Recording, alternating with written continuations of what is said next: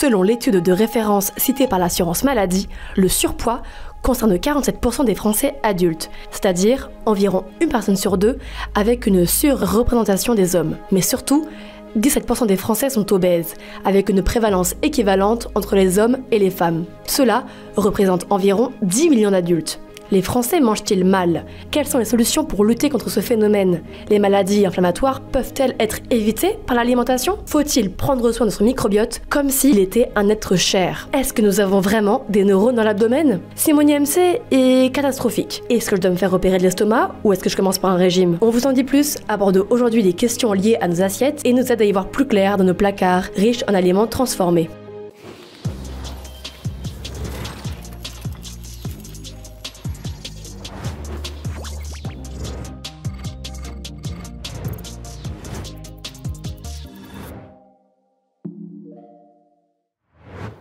La prévalence du surpoids et de l'obésité est en constante augmentation en France, selon une étude publiée le 30 janvier 2025 par l'Agence nationale de l'alimentation. Parmi les causes pointées du doigt, les aliments ultra transformés occupent une certaine place. Leur consommation est aujourd'hui associée à une hausse des risques de mortalité, de maladies chroniques, de diabète de type 2 ainsi que de pathologies cardiovasculaires et neurovasculaires. La promesse de notre émission, analyser cette problématique par le regard de notre témoin. Elle s'appelle Yasven. Elle a complètement changé son alimentation afin de perdre 20 kilos. Elle avait une relation malsaine à la nourriture. Depuis, tout a changé. Elle nous racontera son parcours. Et puis, par le regard, vous le savez, de notre expert. Aujourd'hui, nous accueillons Alexandra Murcier. Elle est nutritionniste diététicienne depuis 10 ans à Paris. Mais avant cela, vous le savez, nous commençons toujours cette émission par votre regard, notre regard à tous sur la question, c'est l'opinion publique. Manger équilibré, sain, local, on entend ces mots partout, mais dans la réalité, qu'en est-il? Les Français mangent-ils vraiment bien? Et surtout, savent-ils ce que c'est qu'une bonne alimentation? Notre journaliste Hugo Valentin vous a posé la question. Équilibré, des fruits, des légumes, des protéines, un peu de tout quoi. Ah, une bonne alimentation, honnêtement, je ne sais pas. Pour moi, une bonne alimentation, c'est avoir de tout, mais pas trop. Déjà, pas prendre des produits transformés, ultra transformés, et avoir une alimentation assez diversifiée. C'est l'alimentation qui donne du plaisir. Une bonne alimentation, ce n'est pas qu'une histoire de légumes et de calories, c'est aussi une question d'équilibre, de régularité et parfois de bon sens. Mais justement, est-ce que les Français pensent bien s'alimenter au quotidien? Réponse. Non, pas tous. Non, par contre, je fais un petit déjeuner, ça c'est sûr. Non, pas du tout. Souvent, ce que je fais, c'est pas bien du tout, mais genre je vais faire un deuxième repas par jour. J'essaye, mais je pense pas que je mange assez. Parfois, je m'autorise des gourmandises qui sont nécessaires pour l'équilibre psychologique. Ah non, vraiment pas, parce que l'alimentation, en étant étudiant, c'est un peu n'importe quoi. Non, je pense pas. Moi, j'ai une alimentation vraiment médiocre. La perception que l'on a de son assiette ne correspond pas toujours à la réalité. Parfois, on pense bien faire, mais on oublie certains réflexes essentiels comme l'équilibre des repas sur une journée. Et vous, est-ce que vous équilibrez vos repas sur la journée? Décidément, réponse. Ah non. Ouais, je mange beaucoup dehors. Ouais, je pense. Très bien. C'est vrai? Ah oui, très bien. Non, parce que déjà je suis étudiante, donc pour faire des courses, c'est pas le plus simple. Pas du tout. L'alimentation, elle n'est pas assez équilibrée. Et c'est surtout aussi le manque d'argent, parce que manger bien, ça coûte très cher. Et manger un fruit le soir ne compense pas forcément un fast-food à midi. L'équilibre, c'est aussi une question de régularité. Et quand il s'agit de cuisiner, les habitudes varient énormément. D'après une étude de France Agrimaire publiée en 2024, un ménage français achète en moyenne 19 kilos de plats préparés par an. Vous êtes plutôt team repas maison ou plat industriel? Je suis chef cuistot, j'adore cuisiner. J'aime pas les plats déjà faits. Du coup, si je me fais à manger, j'achète des produits bruts et je cuisine moi-même. Je cuisine. Moi, je suis plus, je laisse mon copain faire la cuisine. Je cuisine beaucoup. Ouais, je cuisine des choses très simples. Le temps, le budget, les envies, tout joue, mais ces choix ont un impact direct sur la qualité nutritionnelle de nos repas. Alors, que manque-t-il à notre alimentation pour être variée et équilibrée? Réponse. Ça serait de faire ou d'avoir des pâtisseries de bonne qualité. De l'argent. Comme ça, j'achèterais plus de légumes et je cuisinerais peut-être un peu plus, ouais. C'est les légumes. Je mange pas assez. Peut-être un peu plus de fromage. peut-être plus de légumes. Protéines végétales et même de la viande, j'en mange pas assez. Les Français ne manquent pas de bonne volonté, mais parfois d'informations, de temps ou d'accès à des produits de qualité. L'alimentation reste un enjeu majeur de santé publique et il n'est jamais trop tard pour reprendre de bonnes habitudes. Alors, à vos fourchettes et à vos idées reçues surtout. Elle partage sur les réseaux ses recettes, ses routines pour être en meilleure forme et surtout être en paix avec son corps et surtout ce qu'elle mange. Elle s'appelle Yazven, elle nous raconte son parcours. Bonjour Ia. Bonjour. Ça va? Ça va, merci. Très beau prénom. Merci. Voilà, il fallait le souligner. C'est russe, hein, c'est ça? Oui, c'est ça. Eh ben, très joli prénom. On sait ce que ça signifie? C'est le nom d'un fleuve, il me semble. Ah, ok, bon, on vérifiera. Alors, vous allez nous parler de votre parcours, parce que vous avez perdu 20 kilos, oui. C'est ça. Pourquoi vous avez un jour décidé de reprendre complètement votre alimentation en main? Alors, en fait, moi, j'ai baigné dans la culture du régime depuis très jeune.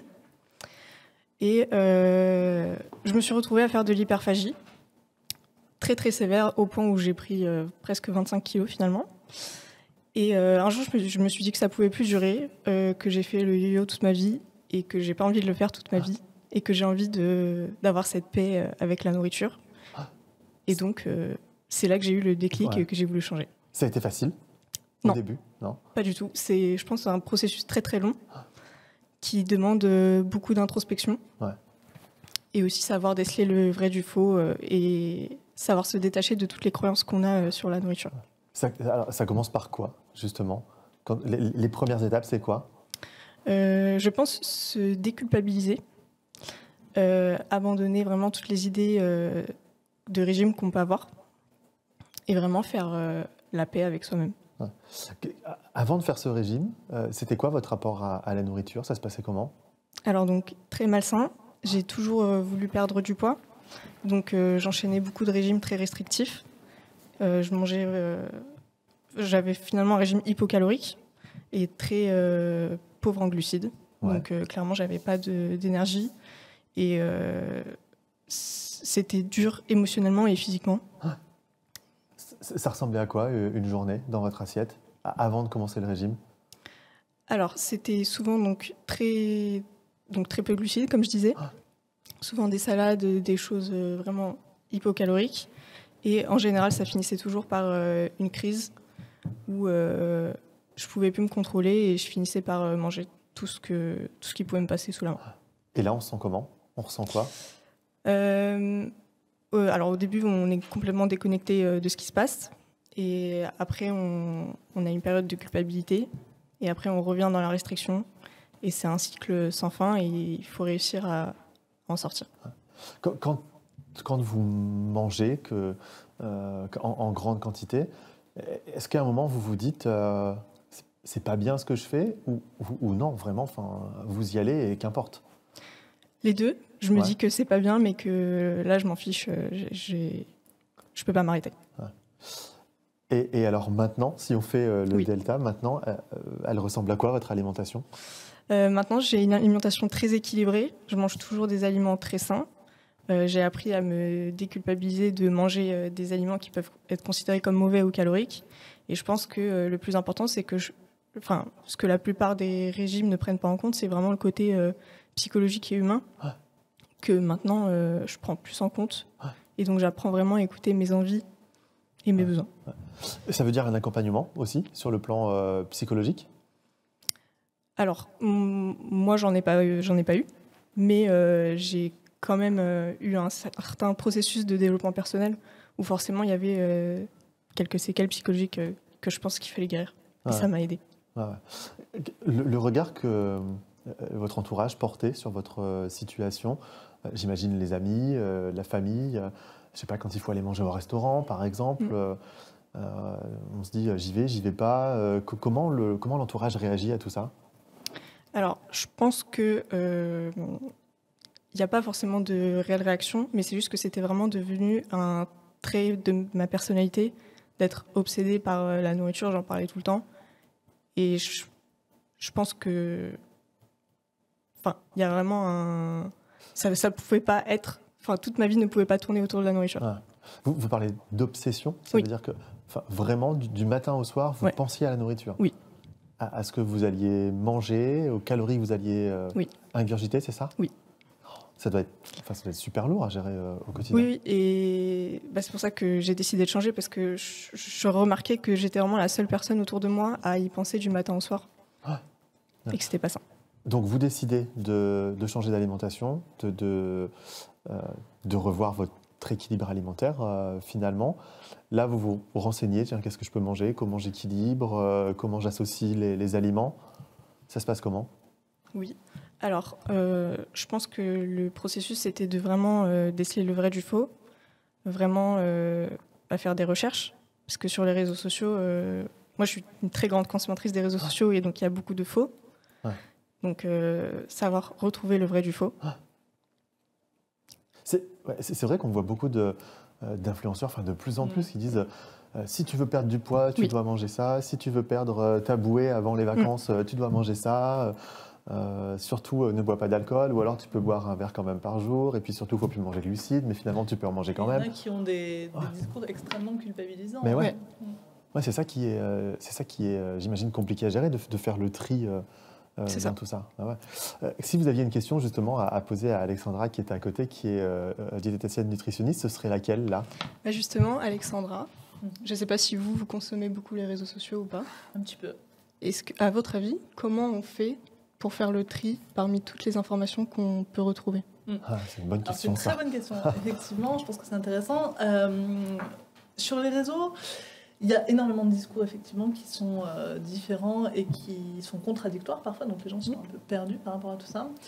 Je pense que déjà la première chose, quand on veut rééquilibrer son alimentation, changer son alimentation, il faut se demander ce qu'on me propose là, ce qu'on me dit, est-ce que c'est quelque chose que je vais pouvoir tenir sur le long terme? Est-ce que c'est quelque chose qui est réalisable dans un quotidien? Est-ce que c'est quelque chose qui va me couper de ma vie sociale? Si c'est pas réalisable sur le long terme, si ça coupe de sa vie sociale, si ça crée un sentiment de frustration important, c'est qu'on va pas pouvoir le faire. Et que le jour où on va arrêter de faire ça, on va reprendre du poids et on va en reprendre en général plus. Donc voilà, déjà, je pense que la première chose, c'est de se rendre compte si oui ou non c'est faisable et tenable sur le long terme. C'est vraiment cette notion de durabilité qui est importante. Après, il faut essayer de se renseigner sur la personne qui a tel ou tel discours. Alors vous avez l'air d'avoir un discours qui est très modéré et centré justement sur le plaisir, sur la non-culpabilisation, et ça c'est hyper important, donc c'est super, c'est génial. Après, il y a beaucoup d'influenceurs qui n'ont pas du tout ce discours-là, qui sont dans l'injonction de perte de poids drastique, parce que les gens aiment aussi voir des résultats un peu phénoménaux, etc. Et ils ne se rendent pas compte de l'impact de leur discours, en fait, sur des jeunes qui sont potentiellement touchés par des TCA. Et voilà, donc il faut se renseigner faut être un petit peu critique sur le discours de la personne et éventuellement sur la formation de la personne.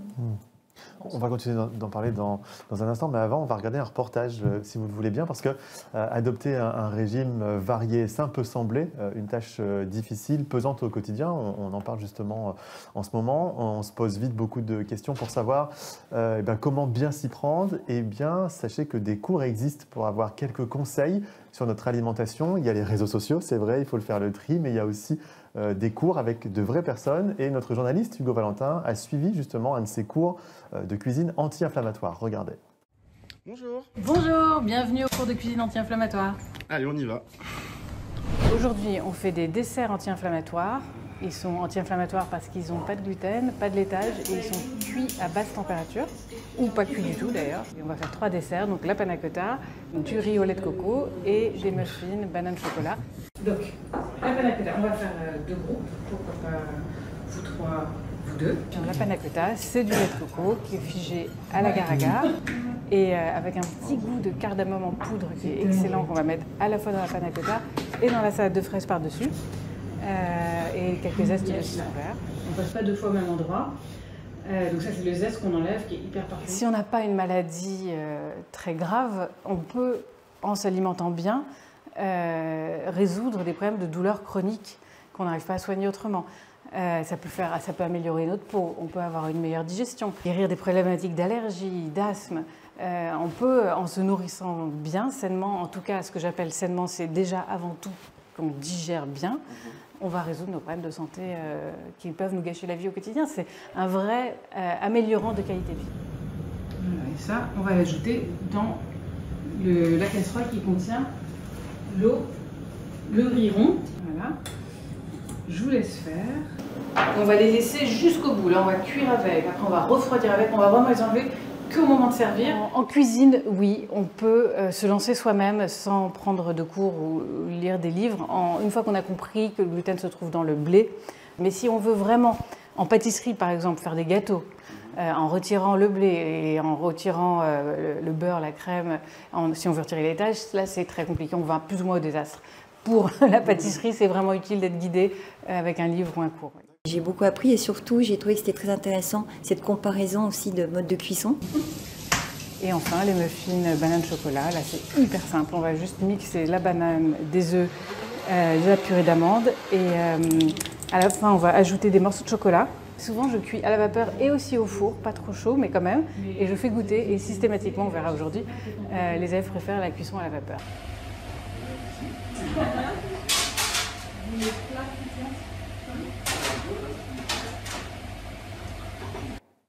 Comment bien manger? Quel régime alimentaire fonctionne? Et la place des réseaux sociaux pour tout ça? On va poser toutes ces questions à notre expert. Alors Alexandra, je disais, vous êtes diététicienne nutritionniste depuis plus de 10 ans. On vient de voir un reportage sur les cours de cuisine anti-inflammatoires. Ce qu'on comprend au travers de ce reportage, c'est que s'alimenter, c'est pas juste donner de l'énergie à son corps. Ouais. Ça a bien plus de vertus que ça, notamment pour être en bonne santé. Exactement, ça a un impact sur toutes les fonctions de notre corps, donc notre santé, ça va limiter le risque de cancer quand on a une meilleure alimentation, ça améliore la fertilité, ça peut jouer sur plein de systèmes de notre corps. Donc clairement, c'est le carburant de notre organisme et ça joue sur tous les systèmes. On sous-estime ça justement quand vos oui, patients sous-estiment? Oui, je pense qu'il y a plein de gens qui ne le savent pas forcément. Moi, j'ai beaucoup de patients qui viennent juste pour perdre du poids et qui ne se rendent pas compte de l'impact sur le long terme, sur leur santé en fait. Mais oui, on le sous-estime tout à fait. Selon vous, s'il devait y avoir des piliers d'une bonne alimentation, ce seraient lesquels? Alors déjà, c'est pas quelque chose de drastique, c'est-à-dire qu'il faut viser durable, comme on le disait tout à l'heure. C'est une alimentation qui va être limitée en produits transformés. On peut en consommer de temps en temps, mais pas tout le temps. C'est une alimentation qui va être variée, parce que plus on va varier notre alimentation, plus on va couvrir correctement tous nos besoins en vitamines et minéraux, et donc mieux notre corps va fonctionner. Et c'est une alimentation où on apprend à cuisiner facilement, où on cuisine un minimum en fait, où on mange pas forcément tout le temps à l'extérieur, mais sans aller faire de la grande cuisine. On peut faire des choses très simples à la maison et saines. Mais alors, comment on fait? On est dans un monde qui va de plus en plus vite. Oui. On passe nos journées au travail, dans les transports. Ouais, comment on fait pour bien manger? Alors moi, il y a une notion que j'aime bien qui s'appelle l'assemblage, en fait. C'est-à-dire, c'est pas faire des plats qui demandent énormément de cuisson, c'est manger simplement en mettant un peu de protéines, un peu de glucides, un peu de légumes, mais sans, voilà, tout simplement sans aller faire des recettes qui durent des heures. Utiliser des produits bruts, pas trop transformés, et composer une assiette équilibrée de cette manière-là. Et en fait, c'est faisable. C'est une bonne idée de passer son dimanche à cuisiner et faire tous ces plats de la semaine. Ça peut être pas mal de faire du batch cooking. Ouais, j'ai des patients à qui je le recommande. Alors, pas passer son dimanche en entier à cuisiner, je pense pas, mais 2 heures le dimanche pour gagner du temps sur la semaine, ça peut être une super bonne idée et c'est hyper économique de faire ça. Donc, ça limite le gaspillage alimentaire et on mange plus sainement. Ouais. C'est chouette, je trouve. Et alors, j'imagine votre réponse, mais les plats préparés dans tout ça, bien, pas bien, parce qu'il y a cette histoire de Nutri-Score. Alors, on sait que le Nutri-Score fait un peu polémique, mais est-ce que c'est bien? Est-ce qu'on peut s'y fier? Est-ce qu'on peut en manger? Un plat préparé une fois de temps en temps, ça pose pas de problème. Ce qui pose problème, c'est une accumulation tout le temps de plats préparés. C'est des aliments qui vont contenir pas mal d'additifs alimentaires. Ces additifs, ils ont un effet cocktail quand on les cumule tout le temps, en fait, et qui peut être néfaste et pour notre santé et pour notre poids. Donc, une fois de temps en temps pour dépanner, c'est pas un problème. Tout le temps, là, ça finit par poser un problème. Après, encore une fois, souvent, les plats préparés coûtent plus cher que si on fait la même chose soi-même. Donc, il y a des alternatives quand même beaucoup plus saines. Comment je fais pour ne pas être découragée? Parce que j'entame un régime, ça va durer 3 semaines, 4 semaines. Alors moi, je veux pas entendre parler de régime. Ah, pas de régime. Pas de régime. On propose pas on parle de rééquilibrage. Un régime, par définition, c'est faire quelque chose de transitoire. Le jour où vous vous arrêtez, déjà vous êtes frustré, donc vous craquez 2 fois plus, comme vous l'expliquez parfaitement tout à l'heure. En fait, ça fait l'effet yo-yo. Donc, pas de régime. On change son alimentation globalement sur le long terme, un peu comme vous l'avez fait. Et on vise des choses qui sont tenable. Donc, c'est-à-dire, c'est pas se dire je mange plus de sucre ou je mange plus de gluten ou je bois plus d'alcool. C'est je réduis ma consommation. Mais j'en garde parce que c'est important, le plaisir alimentaire. Il y a quelqu'un qui le disait au tout début sur le micro-trottoir. Et c'est un des piliers d'une alimentation saine, de garder du plaisir alimentaire. Donc plutôt on rééquilibre, pas de régime. Donc je peux me faire plaisir en mangeant un éclair au chocolat ce midi. Mais bien sûr, de temps en temps, pas de problème. Complètement. Moi je vise le 80. Ça me fait plaisir. Je dis souvent à mes patients, viser du 80-20. C'est une règle économique, mais 80% bien, 20% on garde un petit peu de souplesse. C'est normal, c'est souhaitable même. Et tous les régimes, alors pardon pour le terme encore une fois, mais tous les régimes alimentaires qu'on voit dans les pubs, je pourrais en citer plusieurs, mais voilà, où on vous promet de vous livrer des repas sains, etc. Des repas bien qui ou pas sont bien? Hypocaloriques, donc qui frustrent énormément et qui créent, en fait, qui réduisent notre métabolisme de base. C'est tellement hypocalorique que notre corps, il apprend à travailler en sous-métabolisme. En fait, on réduit sa capacité à fonctionner naturellement. Et donc, le jour où on arrête, encore une fois, parce qu'on ne va pas se faire livrer ça toute la vie, et ben on reprend du poids beaucoup plus facilement. Donc, non, c'est clairement pas durable et c'est pas une solution, en fait. Si on devait faire une journée type, de repas équilibrés, du petit-déj au dîner, allez, avec le petit morceau de chocolat devant le film, si on peut le mettre, carrément. Ça serait quoi? Eh ben, alors, petit-déj ou pas petit-déj en fonction de ce qu'on a envie de faire. Il y a des gens qui n'aiment pas manger le matin. Moi, je n'impose pas de prendre un petit déjeuner ou pas. Bon, par contre, si on n'en prend pas, il faut éviter de grignoter dans la matinée. Un déjeuner, c'est une assiette équilibrée où on va mettre des protéines animales ou végétales, des féculents, parce qu'ils sont indispensables. Tout à l'heure, tu parlais du fait de retirer les féculents. Il y a plein de gens qui retirent complètement les féculents de leur alimentation, mais c'est une hérésie en fait. Voilà. Donc des féculents, des légumes, un peu d'huile, un peu de sauce. Ça aussi, c'est quelque chose d'important qu'il faut garder parce que ça participe à l'équilibre hormonal, donc on en a énormément besoin. Ça peut être finir par un yaourt avec un fruit ou un peu de fromage, etc. On peut mettre une petite collation l'après-midi. Moi, j'ai la notion de collation préventive, c'est-à-dire qu'il vaut mieux mettre une collation l'après-midi et éviter de craquer complètement en arrivant plutôt que d'avoir très faim et de manger n'importe quoi. Donc, ça peut être un petit gâteau qu'on va faire soi-même en réduisant un peu la consommation la proportion de sucre dans la recette. Ça peut être des amandes, noix, noisettes. Ça peut être un produit laitier. Ça peut être des graines de chia avec du lait de coco. Enfin, on peut faire plein de choses. Et le soir, on refait une assiette équilibrée. On ne retire pas forcément des groupes alimentaires. On remet un petit peu de plaisir, un peu d'huile, un peu de sauce, du fromage en fonction de ce qu'on a fait le midi, un dessert, et on reste sur une alimentation normale en fait. C'est ça qui est durable, c'est pas le fait de se priver tout le temps. Tout ce que vous dites finalement, c'est que bien manger, il suffit juste de bien composer ses menus, et ça coûte pas forcément plus cher que de... Et ça coûte moins cher. Moins cher que d'acheter tout le temps des plats préparés, très clairement. Est-ce qu'il faudrait revoir peut-être dès l'école primaire ces notions d'alimentation, de comment je me nourris bien? Mais bien sûr, je pense qu'on devrait avoir des cours de cuisine à l'école. En fait, moi j'ai énormément de jeunes adultes qui sont étudiants et qui savent pas comment cuisiner, qui savent pas comment faire à manger, qui cuisinent jamais. J'ai des gens qui ne mangent que à l'extérieur tout le temps en fait. Et oui, alors qu'on peut faire vraiment des choses simples. Moi je peux comprendre qu'on n'aime pas cuisiner et c'est complètement ok, mais apprendre à faire un minimum du facile, ça c'est jouable. Mais oui, tout à fait. Et je pense qu'il y a un rôle de l'État d'inclure ça dans l'éducation. Tout à fait. Un petit mot sur les réseaux sociaux, parce qu'on a commencé à en parler tout à l'heure, mais donc IA qui fait beaucoup de contenu sur les réseaux en lien avec l'alimentation notamment.